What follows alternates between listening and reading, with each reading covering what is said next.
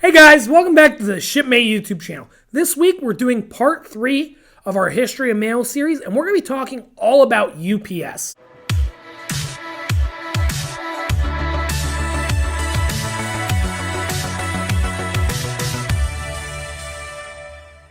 So UPS got its founding way back in 1907 when two teenagers borrowed $100 to start the American Messaging Company. This was the predecessor to UPS. They were using the neighborhood kids to deliver packages and small parcels to department stores and other things all around Seattle. At this time, Seattle was much smaller than it is today, and it was very easy on bicycle to transport these packages. So this company was very successful, and the founders, Jim Casey and Claude Ryan, found a lot of success with this model. In 1913, the two friends bought a Model T and they began to deliver packages for both the post office as well as a lot of large department stores. And around this time, they merged with another company that did a similar thing. And this allowed them to service all of Seattle very effectively, and they basically started to dominate that market. In 1919, the company started to serve outside the Seattle area, moving to Oakland first. And this is when they changed their name to UPS, or the United Parcel Service. So Jim Casey combined all these companies under the name United Parcel Service because he wanted to remind all the members that they were united towards a common goal. One of my favorite Jim Casey sayings is, only promise what you can deliver and make sure you deliver what you promise. And this was kind of the working model of UPS in its early days as they began to expand and expand and expand. As UPS acquired more and more companies in the Los Angeles and Seattle area, they began to expand their footprint, and by 1929, were able to reach as far as 150 miles outside of the city limits. This network was growing rapidly. In 1930, they turned their attention eastward and moved their headquarters to New York City. UPS would be servicing both coasts as well as some areas in the Midwest, and the company was growing rapidly. Around this time, they began dabbling with air service, using airlines to transport packages across the country and to the far reaches of the nation. But as the Great Depression, took hold, UPS had to discontinue its air service for quite a few more years because of the lack of demand for the product as well as its extreme costs. Throughout this time, UPS is acquiring more and more smaller companies serving commercial businesses in various areas. But in 1953, UPS became a common carrier, serving both the public as well as commercial ventures. And they started this process in Chicago, out in the Midwest. And they were one of the first private carriers to handle both commercial and residential packages. Around this time, they reintroduced their air service, and they were able to do 2-day shipments throughout most major cities in the United States. In 1975, UPS got the nickname the Golden Link.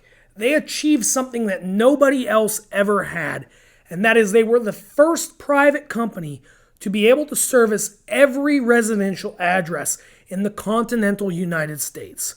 UPS had finally did it. Not only were they a successful commercial carrier, they also moved into the residential space fully and were able to service both commercial and residential clients, making them a rival for the post office itself. This was a huge opportunity for growth for UPS, as it meant they could service people all over the continental US and that their business could scale infinitely. In 1985, UPS introduced its newest innovation yet, and that was next day air service. All of a sudden, you could send a package from anywhere in the United States to most major cities in one day. And this was huge because they were the first carrier to begin offering such a speedy shipping service.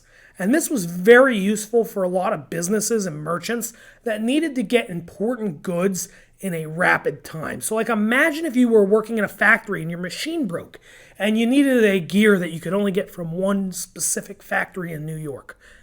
Now you could achieve this within 24 hours by using this one-day shipping service that only UPS was offering.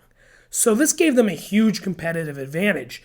And this would be something that UPS will continue to invest in throughout the 1980s. As they worked to improve the service, they were able to reach not only continental US, but Puerto Rico and Hawaii as well. Soon they were able to reach even residential addresses in under one day. So this service got really great through the 1980s, and it really helped UPS stand apart from its competition. In 1988, the Federal Aviation Association granted UPS rights to start its own airline. And this was exciting because UPS was doing a lot of these overnight and 2-day shipments, and they were using, commercial airlines to do this. So it was quite expensive. So this allowed UPS to go out there and purchase a fleet of planes, and they could do their own cargo. They could fly their own products. They could fly people. And this really allowed them to move into that airline space and begin to serve their customers even better.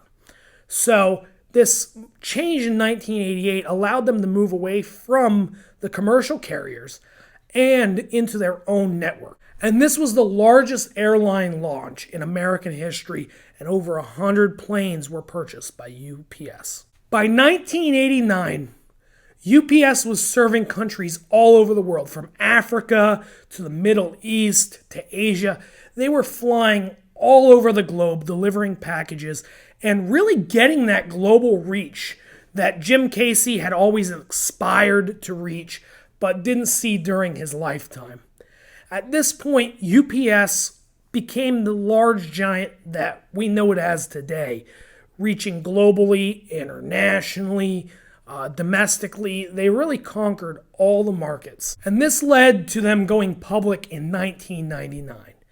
UPS, for a while, was a privately held company that only the Casey family and many of the employees held stock in.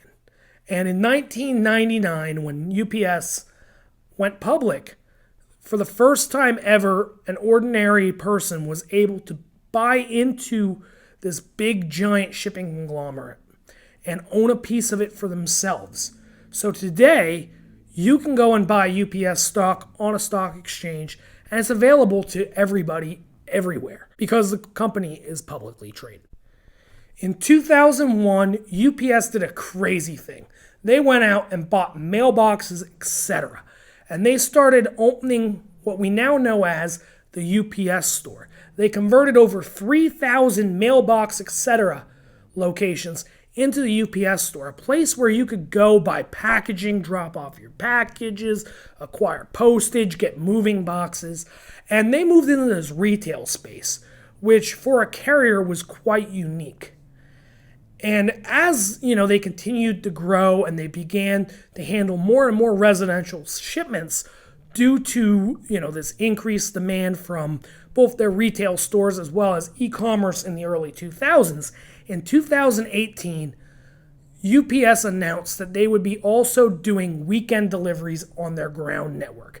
And this was huge because as the world demands faster and faster shipping, most customers are no longer willing to wait over the weekend to receive goods the next week. And by adding this service, UPS gave itself a competitive advantage within the shipping and logistics space. So, as you guys know, UPS is one of the largest carriers today, and they're ever growing. I mean, they got everything from trucks to facilities to retail locations. They own their own planes. They got it all going on. And it all started back in 1907 with $100 and two friends in a basement in Seattle. So guys, thank you so much for watching this episode. Next week, we're going to be talking about FedEx. So that's going to be real exciting, and we hope you'll join us there. Also, we're about to hit 3,000 subscribers, and you could be the one who puts us over the edge. So do us a favor, give us a like, give us a subscribe, give us a share. Thank you guys so much for watching, and we'll see you next week.